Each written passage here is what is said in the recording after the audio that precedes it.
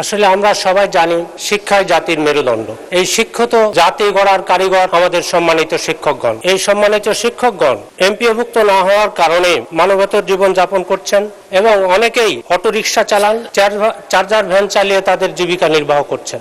আমার নির্বাচনী এলাকা বাগমারার নন এমপিওভুক্ত শিক্ষা প্রতিষ্ঠানগুলো এমপিওভুক্ত করার দাবি প্রসঙ্গে আসলে আমরা সবাই জানি শিক্ষাই জাতির মেরুদণ্ড এবং যে দেশ যে জাতি যত শিক্ষিত সেই জাতি তত উন্নত।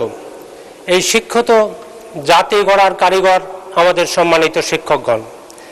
কিন্তু আমার নির্বাচনী এলাকা 55 রাজশাহী 4 বাগমারার প্রায় 47টি শিক্ষা প্রতিষ্ঠান এখনো এমপিওভুক্ত হয় নাই, যেটা দেশ স্বাধীনের 55 বছর পরেও আমার মনে হয় সবার জন্যই বেদনাদায়ক।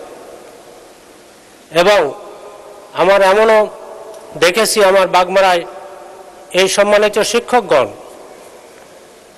এমপিওভুক্ত না হওয়ার কারণে মানবেতর জীবন যাপন করছেন এবং অনেকেই অটোরিকশা চালান, চার্জার ভ্যান চালিয়ে তাদের জীবিকা নির্বাহ করছেন।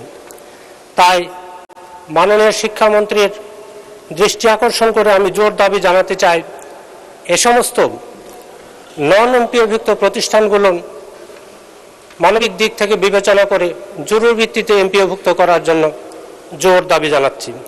সাথে আমিও আরেকটি বিষয় উল্লেখ করতে চাই যে আমার নিজে প্রতিষ্ঠিত করা একটা শিক্ষা প্রতিষ্ঠান আদর্শ বিএম কলেজ, যার জেনারেল শাখা আজ 26 বছর হয়ে গেল, তারপরেও এখনো এমপিওভুক্ত হয় নাই। এ ব্যাপারে মাননীয় শিক্ষামন্ত্রীর সুদৃষ্টি আকর্ষণ করছি। মাননীয় স্পিকার, আপনাকে ধন্যবাদ।